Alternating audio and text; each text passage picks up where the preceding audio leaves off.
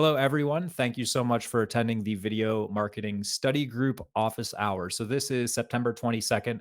We do these on a very monthly basis. So, these are very much pre scripted a little bit, but for the most part, it should be open ended. We do a lot of Q&As and some of these are even AMA sessions. But today we are going to have a bit of a focus.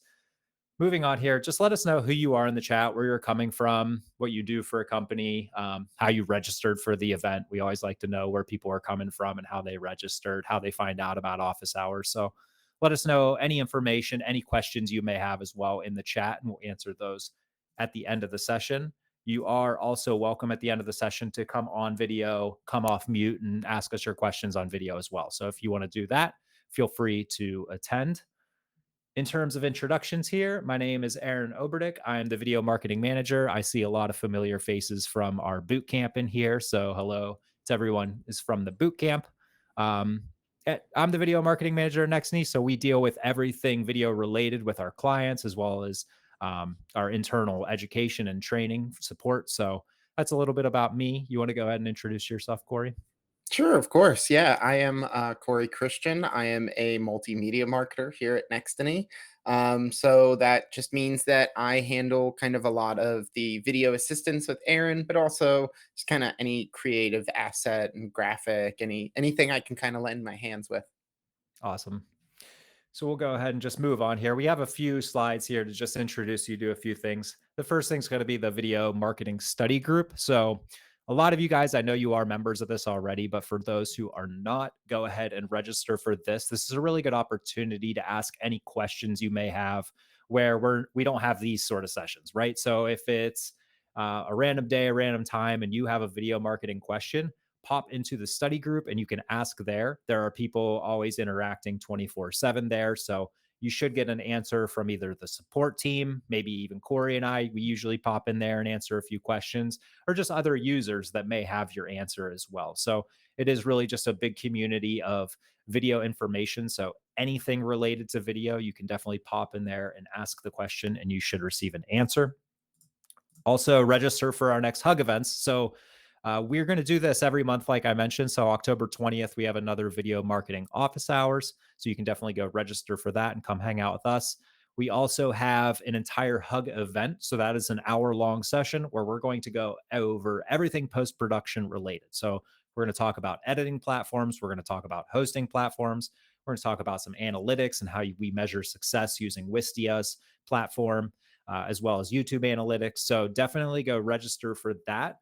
And again, we'll cover everything video post production related there.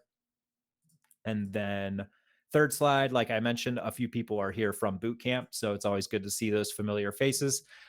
If you have no idea what boot camp is, head over to the page that Corey is going to put in the chat there and check it out. It is a 6-week program designed to go very in depth in video relations. So if you want to get started with video as a marketing person, but you don't really know where to get started, the boot camp is a great opportunity to sign up for that and really learn how to implement video into your marketing, sales, and services, how to come up with your different concepts, and then all the way through pre-production, production, post-production, and then reading analytics on videos.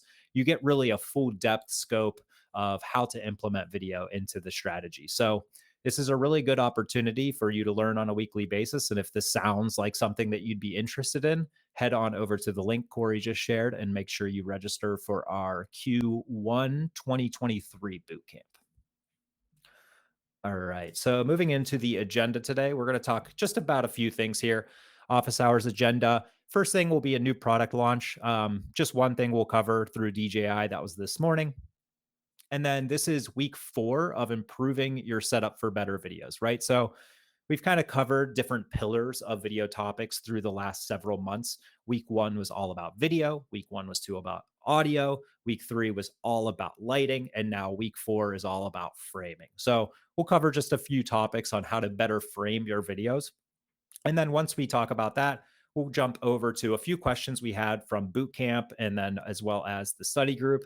And then we'll have a live Q&A at the end of the session once we're wrapped with the whole presentation here. So some product launches, we always like to talk about what came out recently.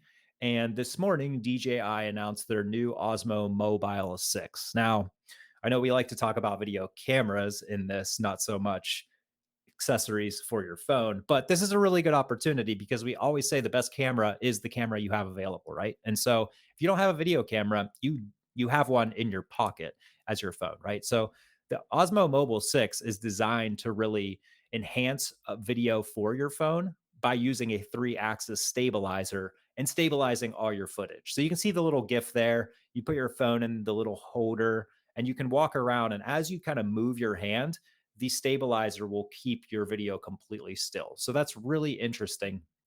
You also have a little joystick there. You can do panning and tilting manually. And then you have a little extension arm to get some unique angles from above, things like that. It also has what's called a chicken foot tripod. So you can put it down and lock it off to get some locked off shots. And it's super compact and portable, right? You can see from the GIF there, it kind of breaks down and you can put it in your pocket. So these are fun things we just like to cover to make sure we're covering anything released in recently. And like I said, this was announced at 9 a.m. this morning. Admittedly, I don't even know the You're on price it. point here. So yeah, if you are interested in this, definitely check out the link that Corey just put there in the chat. All right. So let's hop into framing, right? Like I mentioned, week 4 of bettering our videos. And like I said, week 1 was video, week 2, audio, week 3, lighting, week 4, framing. So, framing, I mean, you know what a frame is, right? A picture frame. But what exactly is framing?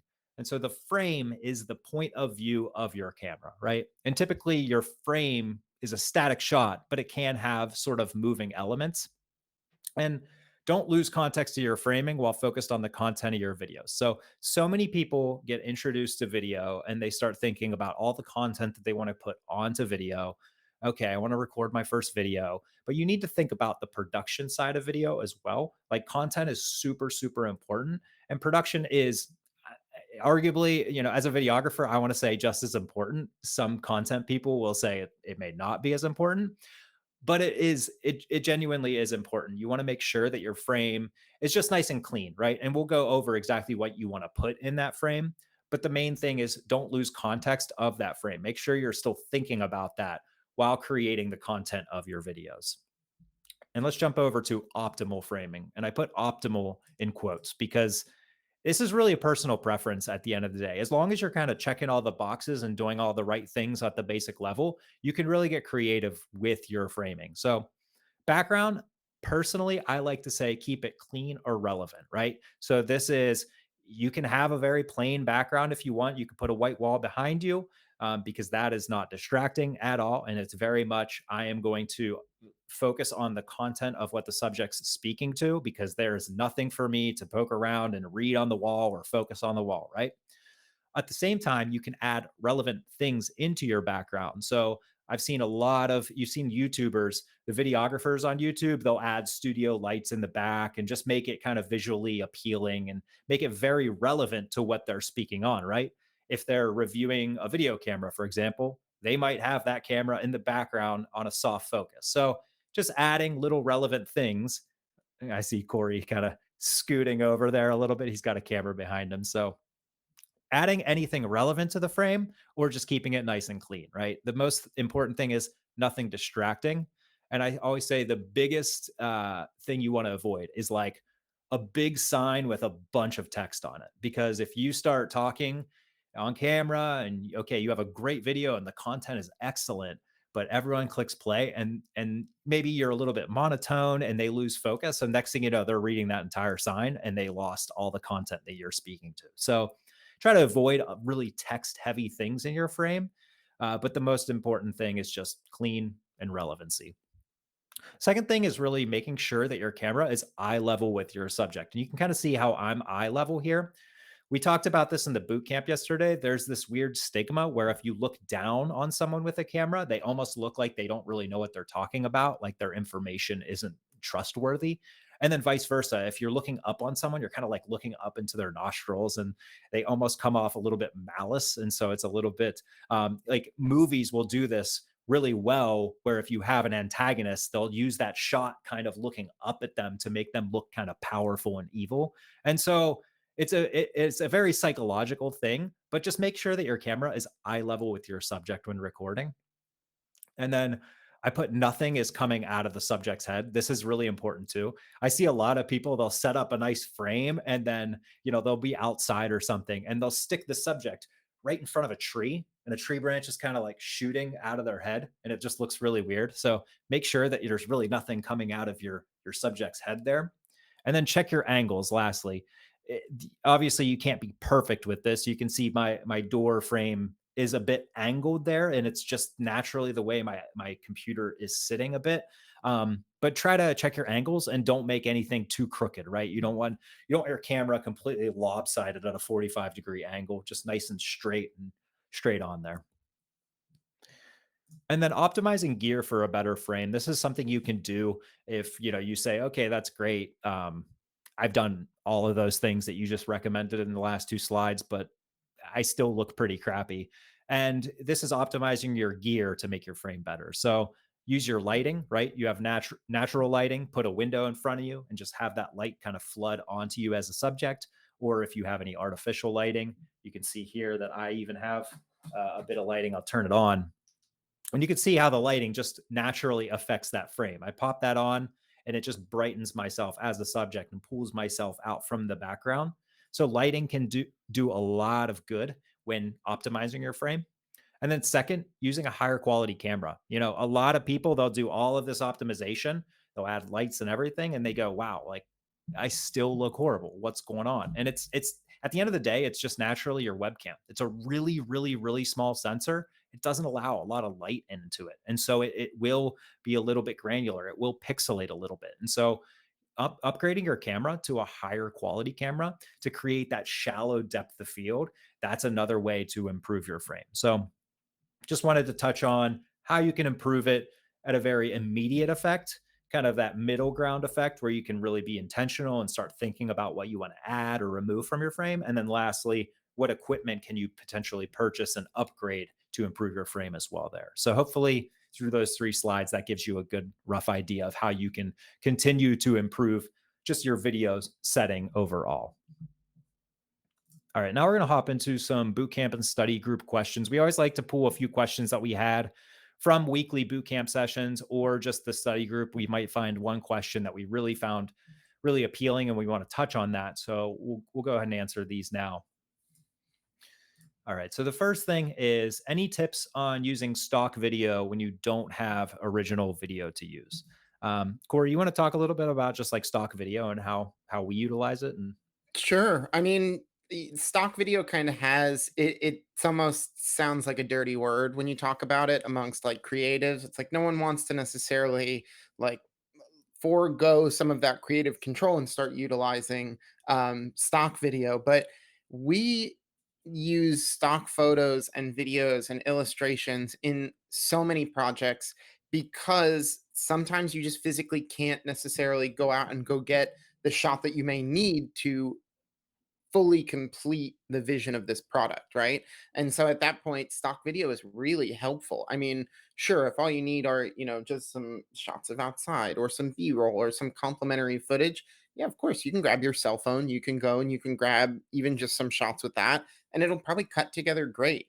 But if you're talking about, for example, like shipping and logistics or something like that, you don't probably necessarily have footage of like warehouses and things moving on conveyor belts. It's complementary footage like that that you can easily acquire that just kind of helps with the storytelling.